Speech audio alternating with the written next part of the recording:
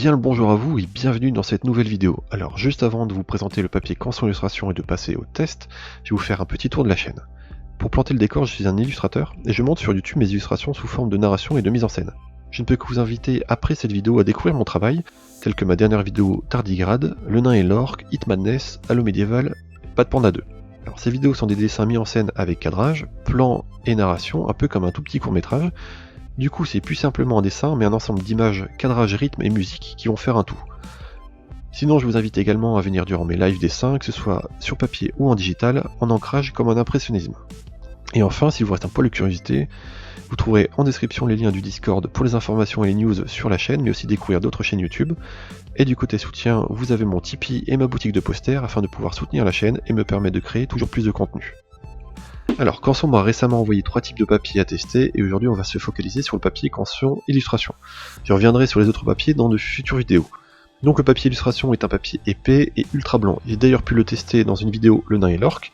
J'avais fait durant le temps d'une mise en scène l'essai mais sans donner mon ressenti. Ici vous aurez la partie visuelle, puis mon ressenti sur le crayonné, l'ancrage, la tenue du papier et comment il a vécu mon passage sur sa surface. Pour le test de ce papier, je me suis dit qu'un exercice que j'avais eu à faire pendant mes études en bande dessinée à l'école supérieure des beaux-arts de Tournai serait vraiment pas mal. Il consiste à faire une BD assez courte, de 5 pages, crayonnée et ancrée à la plume et au pinceau, le texte compris, le tout en une semaine de travail. Alors j'insiste sur le une semaine de travail, car à l'époque, en tant qu'étudiant, il est plus facile de régler son emploi du temps pour ses études et se consacrer à ses devoirs. Ici, je jongle entre mon travail d'illustrateur, les lives, les vidéos, la prospection, la vie de famille, le skate et surtout World of Warcraft. Ainsi, pour tester à nouveau ce papier et donner mon ressenti, et un an après la sortie du Nain et l'Orque, je vous propose de découvrir la journée type de Vragny en 5 pages, d'abord en crayonné, puis mon avis sur celui-ci, puis l'ancrage et le bilan, en gros ce que je pense du papier, ce qui est bien, ce qui l'est moins.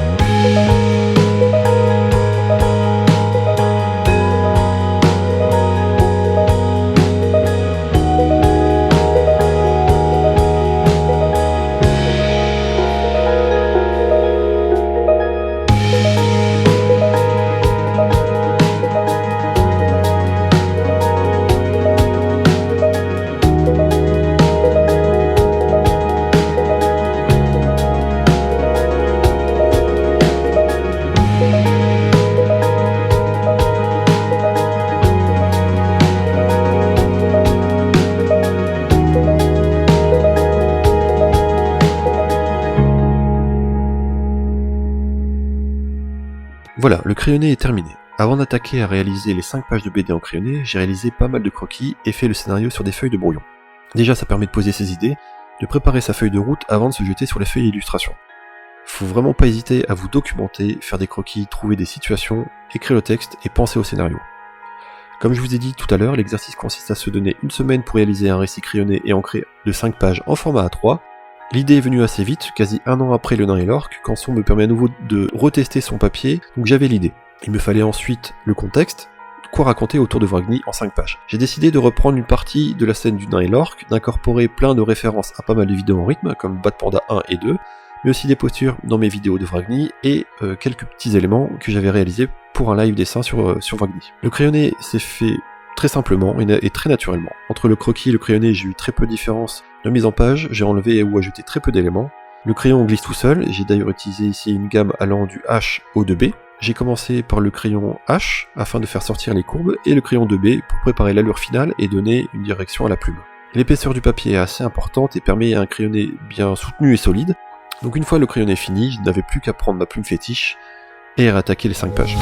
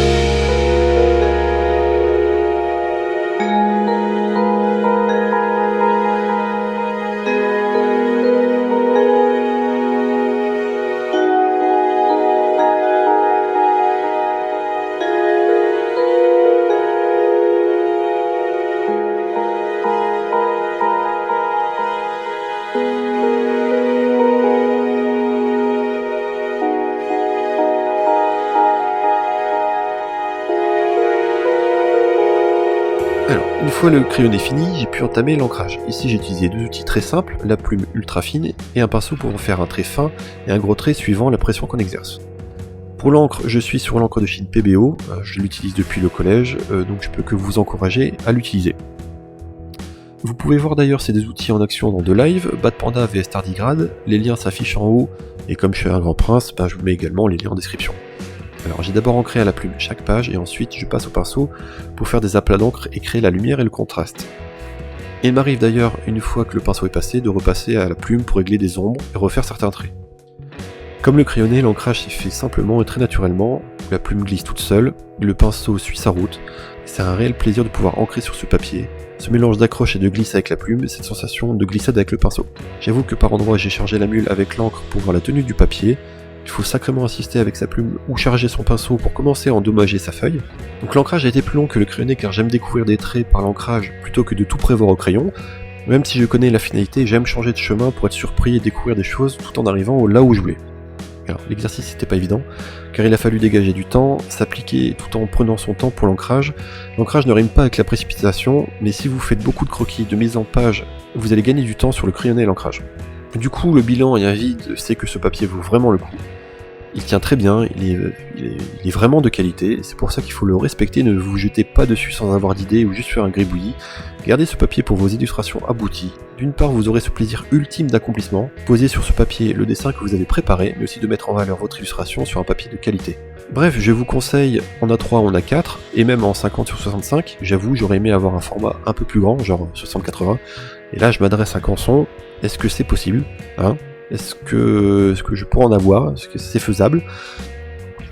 Non mais je ferai tout pareil, hein, une vidéo, faire un essai. D'ailleurs les feuilles 50-65, je peux les tester aussi, hein, pas de problème.